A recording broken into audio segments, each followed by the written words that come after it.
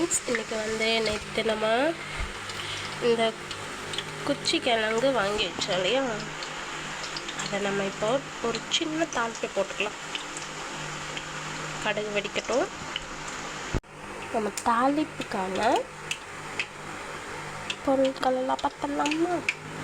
2 பல் பூண்டு, பச்சை மிளகாய், வரமிளகாய், வெங்காயம், கருவேப்பிலை.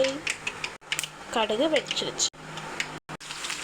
கருவேப்பிலை தலை போட்டிங்கன்னா கொஞ்சம், பச்சை மிளகாய் எல்லாம் போட்டிங்கன்னா கொஞ்சம் கேர்ஃபுல்லாக இருங்க. இதுக்கப்புறமா நல்லா அது வணங்கணும். வணங்கினதுக்கப்புறமா இந்த குச்சி கிழங்க போட்டுருங்க.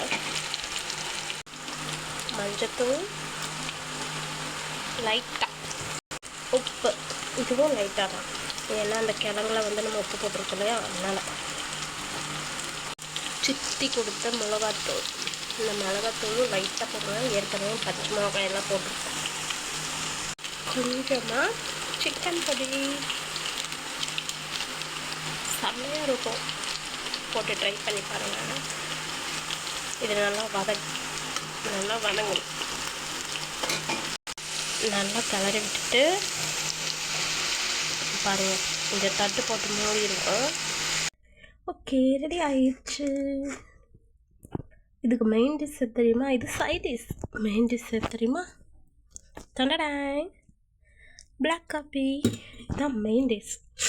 கண்டிப்பாக இந்த ரெண்டுக்கும் காம்பினேஷன் சூப்பராக இருக்கும். ட்ரை பண்ணி பாருங்கள். இது கொஞ்சம் குடிச்சிட்டு இதை எடுத்து கடிச்சிட்டு டேஸ்ட் எப்படி இருக்குன்னு சொல்லுங்கள். ட்ரை பண்ணுங்கள்.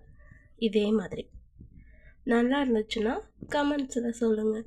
இல்லை இதை விட நீங்கள் பெட்டராக சமைப்பீங்கன்னா அதையும் சொல்லுங்கள்.